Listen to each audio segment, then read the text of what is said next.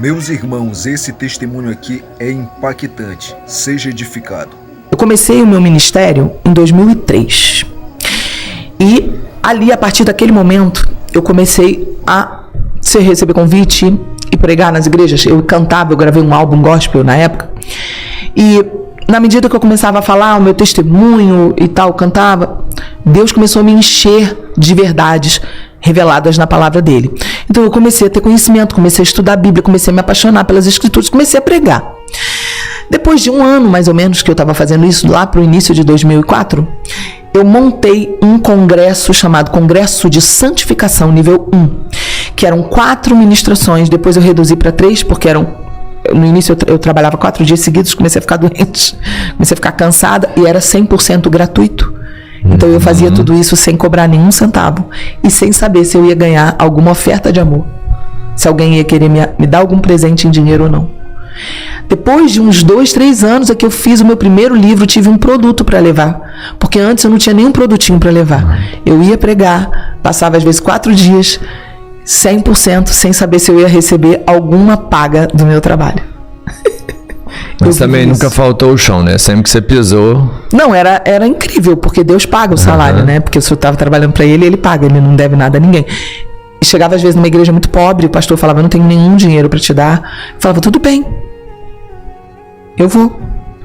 Quando eu estava saindo, indo embora do último dia, vinha alguém que era empresário ou empresária, tirava do bolso um cheque, botava no meu bolso, Deus mandou eu te dar.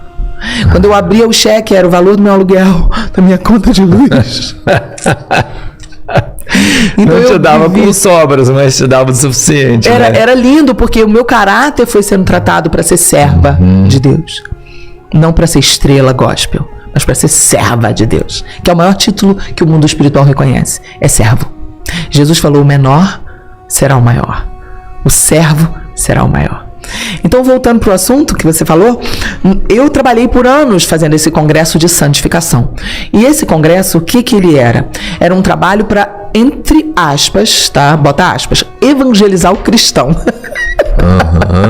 Evangelizar o próprio crente, seja crente evangélico ou católico. O cristão não é evangelizado? Por que eu fazia esse trabalho? Porque eu percebia que o mundo estava dentro da igreja.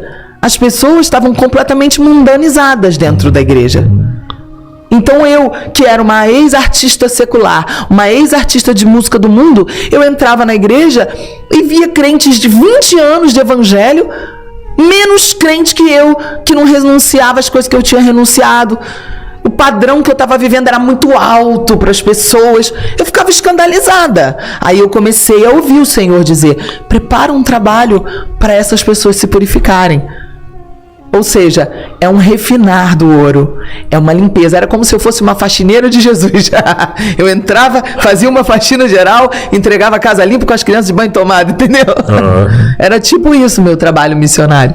E eu passei por assim, mais de 15 anos fazendo esse congresso de santificação secretamente nas igrejas. Secretamente eu digo, porque era anunciado, a gente divulgava, mas não podia ser gravado, nem filmado, era uma ordem de Deus. Porque as ministrações eram realmente muito pesadas, não tinha filtro, e hoje seria um problema a nível judicial, tudo que eu tratava dentro do congresso. Até hoje, de vez em quando, eu ainda faço, e quando eu faço em locais neutros, ou em alguma igreja mais aberta, que permita que eu faça, porque vem gente de todo o Brasil, vem gente de fora do Brasil, quando eu anuncio, vai ter congresso de santificação nível 1, porque são ministrações de completa transformação. Primeiro, a ministração do governo da alma, governo do espírito. Eu vou mostrar para você os 2 tipos de governo que você pode ter, tanto o governo de Deus como das suas emoções. Segundo, a ministração de libertação sexual e de quebra de alianças sexuais com as pessoas do seu passado. É um marco na sua vida. Você simplesmente, se você vai com a sua mulher, você não tem ideia do que acontece no seu casamento, porque você não imagina o quanto interfere silenciosamente as alianças nunca quebradas das mulheres, dos homens que ela teve e das mulheres que você teve antes de conhecer ela. Alianças nunca quebradas? É, porque o sexo é um pacto. Sério? Um pacto que pode estar nos 3 níveis. Como é que eu quebro esse? Como assim 3 níveis? Espírito, alma e corpo. Se o cara fizer sexo com a prostituta, geralmente ele faz só 2 níveis. Espírito e corpo. Alma, aonde tem sentimento, com a prostituta geralmente ele não tem. o laço de alma. As igrejas são tão precárias nesse ensino que tem pastor que fala, vamos fazer a quebra dos laços de alma.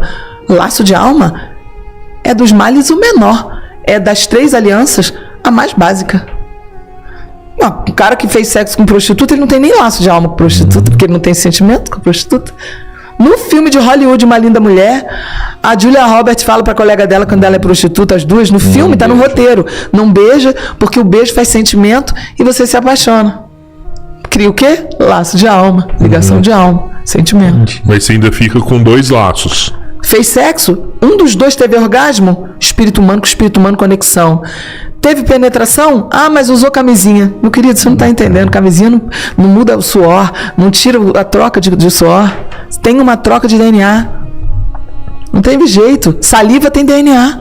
E o que eu tenho que fazer? Eu tenho que quebrar esse... Aí, Congresso de Santificação nível 1, quando eu fizer, eu vou fazer na Páscoa. Eu estou organizando, vou fazer aqui em São Paulo, na Páscoa. Eu tenho que quebrar Vocês são tudo. meus convidados de honra, não vai comprar o ingresso. Tudo que aconteceu na minha vida, antes da minha esposa, eu tenho que quebrar tudo. Você vai levar ela. Sem ela, você não pode levar. Porque senão, quando você for dormir com ela, volta 7 vezes mais. Porque se você só renunciar e ela não, fica nela. Não, mas o que isso pode me causar de problemas, assim, tipo... Vou te dar um exemplo. Tá preparado? É pesado. Nós temos aqui, dentro da nossa cabeça, o nosso sistema nervoso central aqui. Por baixo aqui da nuca. Uma ligação não quebrada, por exemplo, com uma prostituta... é um fio invisível do teu espírito humano com o espírito humano dela até hoje. Só quebra com 2 coisas. Ou com a morte. Por isso que na Bíblia, novo casamento só era permitido com a morte. Porque não quebra. Por isso que era adultério. Porque você estava casado espiritualmente com a pessoa.